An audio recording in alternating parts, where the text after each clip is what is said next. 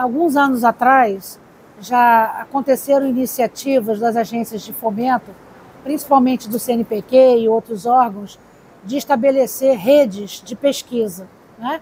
Então, isso começou com projetos do Milênio, projetos Pronex, e isso evoluiu para o que hoje a gente tem, que é o Instituto Geoatlântico, o programa de redes que foi redenominado de Instituto Geoatlântico.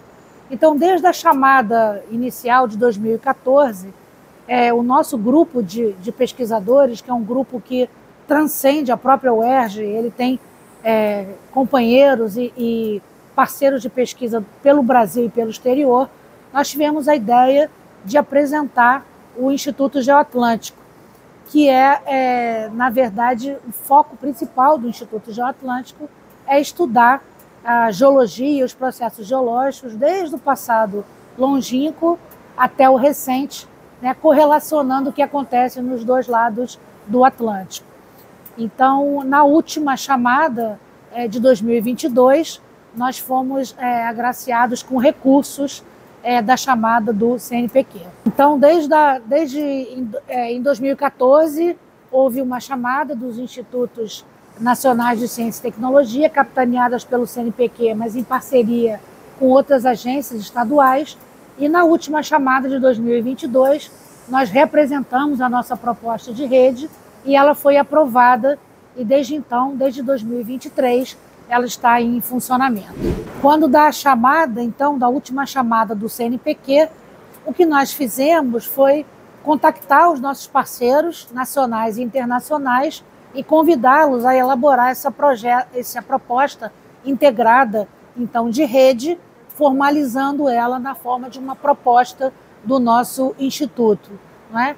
Então, desde o início, as universidades que participaram, desde a época de 2014, nós nos reunimos e resolvemos, então, reestruturar essa proposta do Instituto, subdividindo o Instituto em 8 grandes áreas temáticas, que, na verdade, cobrem toda a parte da geologia, desde as rochas mais antigas e seus recursos minerais, até a parte da abertura do Oceano Atlântico, implantação das bacias sedimentares, a questão dos recursos minerais, que está inserida, na verdade, em qualquer um desses contextos, e a questão da mitigação também, quando você trabalha com recursos minerais. Então, o Instituto Geoatlântico ele é bem versátil, ele congrega pesquisadores das mais variadas áreas temáticas e que se juntaram, então, para desenvolver propostas comuns. Então, quando nós resolvemos fazer a proposta, a gente contactou a Universidade Federal de Minas Gerais e a universidade aqui, os pesquisadores da UERJ, da Universidade do Estado do Rio de Janeiro, que desde o início seriam as instituições centrais do Instituto Geoatlântico. Então, depois dessa conversa preliminar, então, com as instituições sede, digamos assim, né, com a coordenação e a vice-coordenação, nós estabelecemos os convites para as instituições parceiras, que são agora, atualmente, a gente começou com 13 para 14, e hoje já são quase 20 instituições parceiras no país, porque a rede está crescendo, na verdade, ao longo do tempo, e, ao mesmo tempo, uma vez convidados esses parceiros nacionais, a gente instou os parceiros nacionais a convidarem as suas redes internacionais. Então, foi dessa forma que a gente montou a equipe, que é uma equipe, então, com pesquisadores de instituições federais, estaduais e municipais, e também com instituições internacionais. E nós tivemos o cuidado de, na verdade, demonstrar, até pela sua equipe, a coerência da sua construção, da construção da equipe. Nós focamos em parceiros com os quais a gente já tinha atividades em desenvolvimento, sejam projetos de cooperação bilateral, sejam projetos de cotutela, sejam visitas internacionais. Então, na verdade, nós convidamos já esses parceiros com os quais nós já tínhamos parcerias estabelecidas previamente, não é? Então, essa foi a dinâmica que nós tivemos para a construção da equipe do projeto. Então, como desdobramentos para a sociedade do Instituto Geoatlântico, eles constituem uma das metas preconizadas pelo CNPq na sua chamada. A gente pode destacar vários aspectos, né?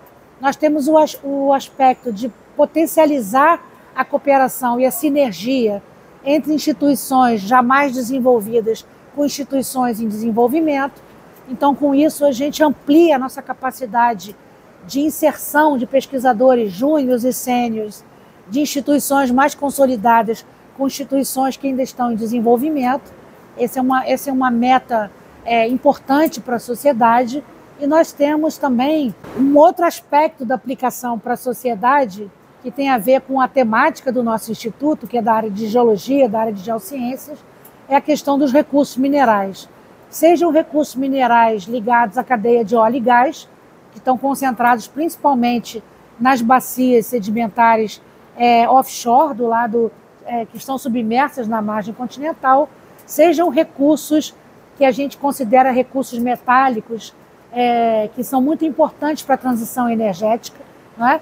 Quando a gente fala em transição energética, a gente precisa de buscar recursos minerais para a construção dessas pilhas, digamos assim, né? Cátions e ânions, que são metais, né? Seja também a busca de recursos minerais para a construção civil. Por quê? Porque um dos desdobramentos do nosso projeto é cadastramento de recursos minerais também, que são minerais que a gente chama de industriais, que são minerais que servem para a construção civil. Então, por exemplo, saibro, areia, argila, rochas ornamentais, não é? Que também são fundamentais para o desenvolvimento da sociedade, né? E temos ainda, eu diria, um terceiro ganho importante para a sociedade, que é a questão da divulgação científica, né? Então, a gente quer que as pesquisas que são realizadas por nossa rede no Instituto Geoatlântico, que elas se desdobrem para a sociedade nos seus mais variados níveis. Então, nós estamos construindo propostas de ensino nas escolas, vídeos rápidos de informação geológica para o grande público, até palestras com maior conteúdo, que são destinados, então, aí sim, a pesquisadores e colaboradores internacionais ou até parceiros da indústria. Então, esse é um braço muito forte do Instituto e é um dos requisitos, né, preconizados na proposta de financiamento do CNPq. O Instituto Geoatlântico, ele já é uma rede realmente bem estabelecida. Como ela é uma rede que não foi criada só para a submissão da proposta, ela já era uma rede de longa duração de parcerias. O que eu vejo nesse primeiro ano, né, de desenvolvimento aí do Instituto é que essa sinergia só aumentou. Essa sinergia se traduz na forma de coorientações, desenvolvimento de projetos em conjunto, aumento das parcerias nacionais e internacionais, e eu vejo no futuro, na verdade, um potencial enorme de crescimento dessa rede, porque esses parceiros, como eu falei, já atuam de longa data. A rede tem demonstrado interesse por parte dos pesquisadores que eles gostariam de integrar essa rede, ou seja, ela efetivamente já tá se transformando num elemento multiplicador. E eu acho que no futuro, para questões complexas, né, como a gente tem problemas complexos da sociedade atual, elas exigem o trabalho de rede, elas exigem trabalhos de equipes multidisciplinares, e eu acho que essas redes que são traduzidas pelos Institutos Nacionais de Ciência e Tecnologia, elas expressam exatamente a expertise de diferentes áreas trabalhando em problemas conjuntos, com aplicação acadêmica, mas também com aplicação importante para a sociedade civil. Então, o Instituto começou com 13 instituições no Brasil, além das do exterior, e atualmente ela está com perto de 18 instituições no Brasil. Nós temos, então, instituições na região sudeste, aqui no Rio de Janeiro, a Universidade do Estado do Rio de Janeiro, a Universidade Federal do Rio de Janeiro, a Universidade Federal Rural do Rio de Janeiro, a PUC do Rio de Janeiro, a PUC Rio, o Observatório Nacional, que é um instituto de pesquisa federal. Nós temos, no estado de Minas Gerais, a Universidade Federal de Minas Gerais, a UFMG, a Universidade Federal de Ouro Preto, mais recentemente a Universidade Federal do Vale do Rio de Jequitinhonha, que é uma universidade nova, que a gente também agregou à nossa proposta, a Universidade Federal do Espírito Santo. Na região sul, nós temos a Universidade Federal do Paraná, Estamos em tratativas com a Universidade Federal de Santa Catarina também. Em São Paulo, a Universidade do Estado de São Paulo, a Unesp, a USP, ainda também em conversas com a Unicamp, que nós esperamos incorporar aí no futuro próximo também a nossa rede. Na região centro-oeste, a Universidade de Brasília, a Universidade Federal de Goiás, a Universidade Federal do Mato Grosso. Na região nordeste, a Universidade Federal da Bahia, a Universidade Federal do Rio Grande do Norte, a Universidade Federal de Pernambuco, que eu já ia me esquecendo também, né? E está faltando para a gente, talvez, integrar realmente todo o país e as suas regiões.